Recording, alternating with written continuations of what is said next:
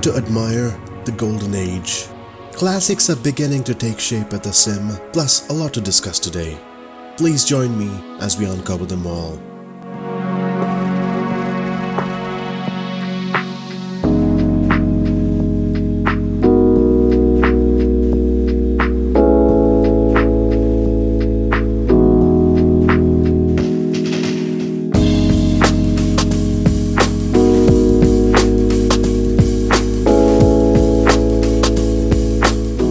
Another exciting day, ladies and gentlemen. We welcome you back. Would this be a different chapter to the sim? With the number of changes, it certainly appears so. The development world has a range of things to cover. Marketplace has been a busy lot. The community events, plus an international airport as a freeware. Let's cover them all. Bringing classics on the spotlight, the team of MILW are thrilled to work on the A1H Sky Raider. With almost 40 years into service, this would be a great American single-seater. Not to forget, other interesting projects under MILW are lined up, which brings the Blackbird SR-71, which was initially planned for Prepared 3D and finally decided to move to Microsoft Flight Simulator. The 310R Redux, with their focus on the interiors and texturing, a work-in-progress item, as well as the ATR 72600.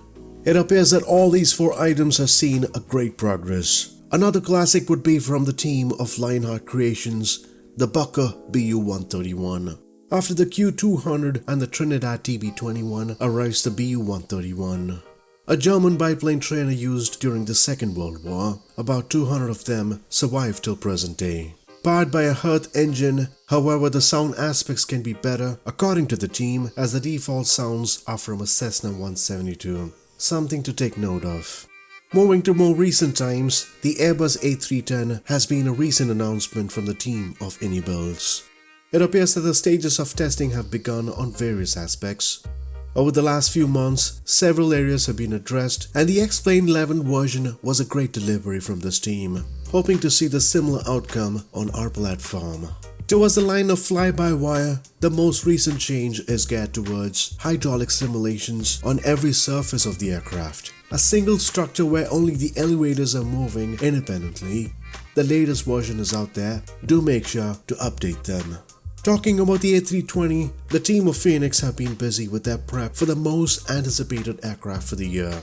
Looks too good to be true. Every teaser has been interesting. With the recent sound previewed, a number of features are to be added. Many of the popular features have been updated, including the EFB, where it's been designed particularly to be more convenient without having to update the actual aircraft. And the team are very confident in their project, and we're hoping to see something really impressive in the days to come. If you're wondering on more details of the Concorde, the price has been finally confirmed at $40. Plus the inclusion of the console version, which is the Xbox Series. The roadmap has been official from the team. What's next on the table for the team of Asobo? World Update 8 plus the next big sim update. The key items for this quarter. Early March is a planned release for Sim Update 8. 2 weeks after, followed by World Update 8 and the Local Legends series with the inclusion of the Domier. A bit too early to give you a concrete say on the dates for the next World Update. Sim Update 8 is the next big item. While helicopters are in the plans for 2022, there are many aspects on flights to address which fall on the foundation of surfaces. The manner the sim has been designed is to allow a proper flow of air over surfaces. This hasn't really been the fact until recently for airplanes, as the surfaces couldn't move fast apart from controlled surfaces. The force-what propellers we're using, as we see here, is relying on old propeller systems where the forces that were calculated and applied. Sim Update 8 would address this aspect on the set of default airplanes so as to see an accurate simulation of propeller behaviors, including P factors, dynamics, torque, and more, giving us an accurate simulated experience. Turboprop planes would greatly benefit from this change, where the prop drags should be more effective, and looking at the current presentation, should give us the picture on mesh simulation on how more synchronized this could be with the blade movements addressing the areas of propeller discs. Another hot topic to address would be the use of DirectX 12.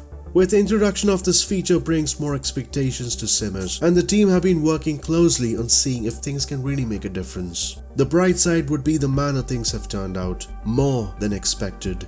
This refers to improvements in quality, performance on the side of the GPU, meaning less taxing to our systems with a great delivery. What can we hope in terms of the future under DX12? One of the top things would be multi-screen functionality. Along with it comes DLSS and optimizations, giving us a satisfying experience to hope for. The only gripe here would be the wait time, as the team have their focus to bring this during Sim Update 10 or possibly on further updates, which would be 11 or 12. Looking at the numbers here, there have been constant upward trends plus rapidly growing content to our platform from airports, aircraft, sceneries and missions. Before we move to the community section and the freewares, a shout out to a few folks here. Cavox Simulations, Adoro Beware from Germany, Art G, Spectacular Flying and Nathan Whitworth. This week's section of the community events have to be with the Aussie Group Flights team. The Bahamas is the choice of location, and the plan is to do some major island hopping on your Kodiak 100s, Twin Otters or any GA aircraft. A float version is ideal in a case like this. Looking at the number of stops here and the region of Bahamas, we should expect some beautiful scenic views in and around. So mark your calendars as the event is tonight. With the link that can be found in the description below, you can find the details on the Discord server, settings, flight plan and a lot more. The freeware section takes us to Cleveland this week. The Cleveland Hopkins International Airport, KCLE in short.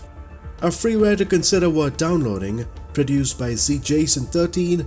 This was a revamped FSX version and very nicely done. The latest version should bring in a load of features from corrected terraforming around the entire airport, updated taxiway layouts, realistic night lighting plus night textures. Other features include static jetway options, model buildings and interior seatings on the latest update. A team effort for various detailing, conversions and packages. There have been bugs in the past which have been addressed after plenty of feedback. Hardly 2 weeks old, there are multiple versions for this freeware. The links for both the airport and the community events can be found right here in the description below.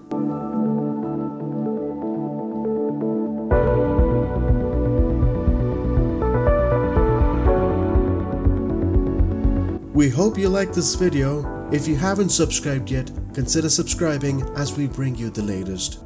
Until next time, do take care and happy flying, folks.